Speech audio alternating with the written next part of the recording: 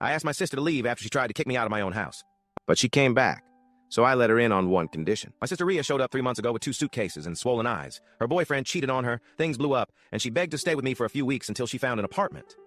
I live alone in a 3-bedroom house, so I agreed. I told her it was temporary. She promised it would be.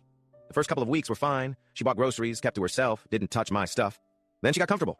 Clothes on the couch, makeup all over the bathroom sink, friends over on weeknights without asking.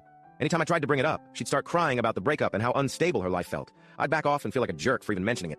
By the second month, she was acting like she lived there, complaining about my furniture, saying my decorations were depressing, rearranging things because she didn't like how the room flowed. I stayed quiet. She was family. She was going through something. One evening, she went down to the basement looking for a hairdryer. I keep old boxes down there, papers, letters, stuff from years ago. That night, she was unusually nice, cooked dinner, asked about my day. It felt off.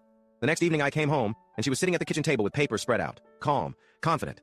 She said we needed to talk about the living arrangement. She slid a paper toward me. It was an old letter from our grandmother to our dad, written over a decade ago, talking about helping with the down payment on this house and hoping it would stay in the family. Rhea said she'd been thinking about it and realized the house wasn't really just mine. She said since Grandma helped, it counted as family property. She mentioned a friend who knew real estate and said there might be a claim. Then she told me I should probably start looking for my own place. She said she needed stability right now and gave me until the end of the month. I went upstairs, grabbed my folder, and came back down. I put the deed on the table. My name only. I showed her the mortgage statements. Every payment, for 4 years. I explained Grandma gave a small gift. Everything else was mine. Her confidence disappeared instantly. She said her friend must have misunderstood. Then she said she never meant to kick me out. Then she said we could just share the house since we were both family. I reminded her she'd literally given me a deadline.